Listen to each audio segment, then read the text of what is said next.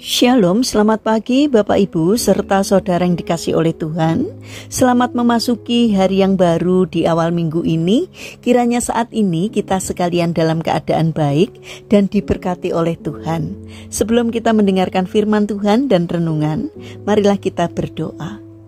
Tuhan Allah Bapa yang Maha Kasih, kami sungguh bersyukur atas kebaikan dan kemurahan-Mu.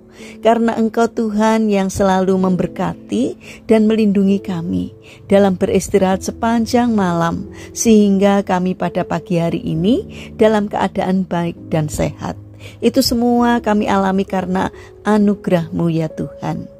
Terima kasih Tuhan atas setiap penyertaan dan pertolongan-Mu. Jika saat ini kami akan mendengarkan sabda firman-Mu, kami memohon, urapilah kami dengan Roh Kudus-Mu agar kami dapat mengerti dan mempunyai pemahaman yang benar akan apa yang Tuhan sampaikan kepada kami melalui firman-Mu. Mampukan kami untuk melaksanakan firman-Mu di dalam kehidupan kami. Terima kasih Tuhan, di dalam nama Tuhan Yesus Kristus kami berdoa. Amin. Bapak Ibu serta saudara yang terkasih, bacaan firman Tuhan saat ini diambil dari TB2 Injil Yohanes pasal 5 ayat yang ke-7. Demikianlah sabda Tuhan. Jawab orang sakit itu kepadanya, "Tuan, aku tidak punya siapa-siapa untuk menurunkan aku ke dalam kolam itu ketika airnya mulai terguncang. Dan sementara aku menuju ke kolam itu, orang lain sudah turun mendahului aku." Tema renungan saat ini adalah jangan fokus pada masalahmu. Bapak Ibu serta saudara yang dikasihi oleh Tuhan Yesus Kristus, manusia adalah makhluk sosial. Karena manusia tidak akan dapat bertahan hidup tanpa bantuan dari orang lain. Namun bukan berarti dalam segala aspek hidup kita sebagai manusia harus mengandalkan orang lain sepenuhnya. Sebab manusia memiliki keterbatasan. Jika hidup kita terlampau mengandalkan orang lain, maka secara tidak langsung kita ragu akan kemampuan diri sendiri. Terlebih lagi kemampuan Tuhan. Hal inilah yang dilakukan oleh orang lumpuh di kolam Bethesda.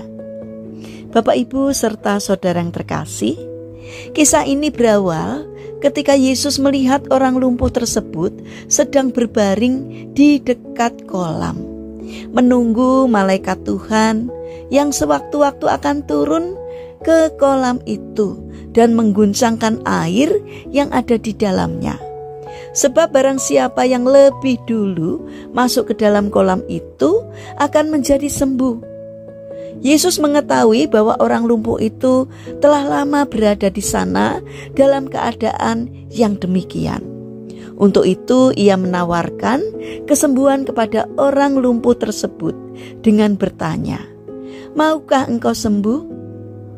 Tetapi nampaknya orang itu tidak menduga akan penawaran kesembuhan yang diberikan kepadanya, karena ia masih berfokus pada masalahnya. Orang lumpuh itu menjawab, "Tuan, aku tidak punya siapa-siapa untuk menurunkan aku ke dalam kolam itu ketika airnya mulai terguncang.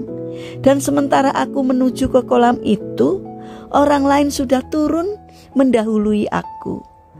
Seharusnya orang lumpuh itu hanya perlu menjawab iya. Tetapi orang lumpuh itu seolah-olah menyalahkan orang lain atas kondisi yang sedang ia alami.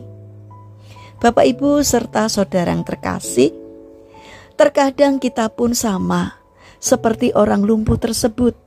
Ketika kita terlampau mengandalkan orang lain, kita sudah menjadikan diri kita tidak berdaya, menjadikan hati kecewa, dan tidak jarang mempersalahkan orang lain atas keadaan yang kita alami.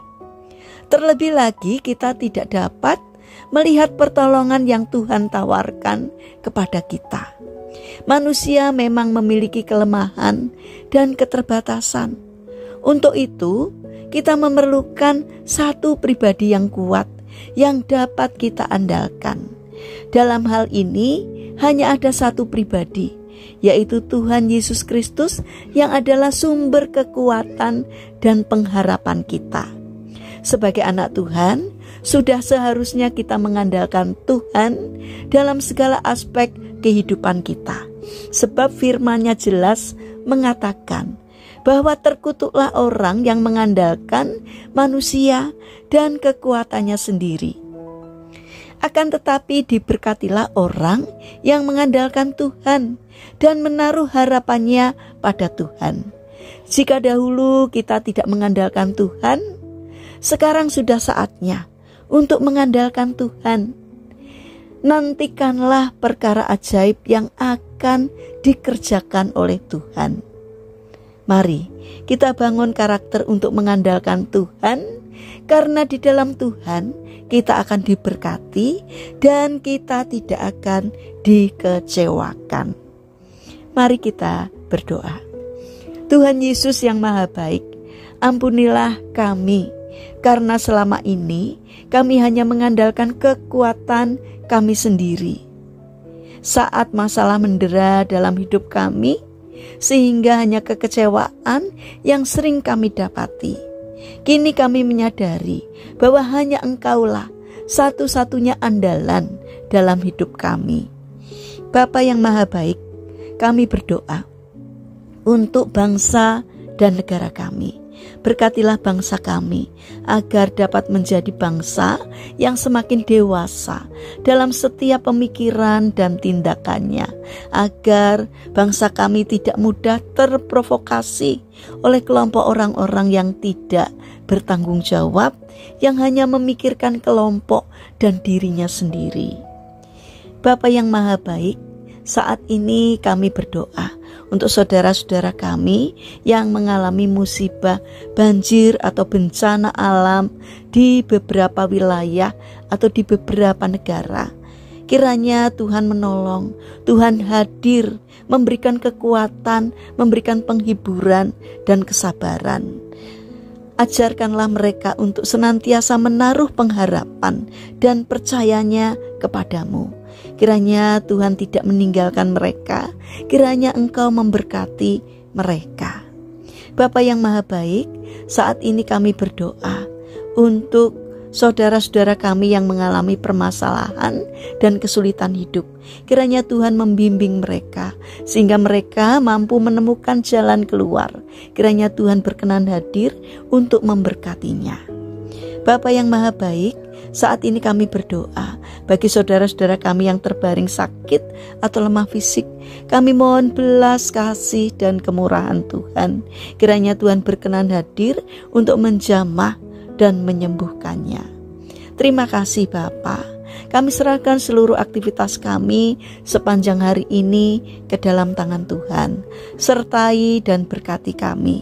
Apapun yang kami kerjakan, agar dapat mendatangkan berkat bagi sesama kami dan juga bagi kami. Terima kasih Bapa yang Maha Baik.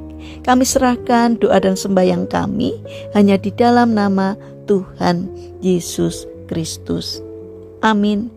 Puji Tuhan Bapak Ibu serta saudara yang terkasih, kiranya firman Tuhan dan renungan hari ini dapat menjadi berkat bagi kita semua. Haleluya.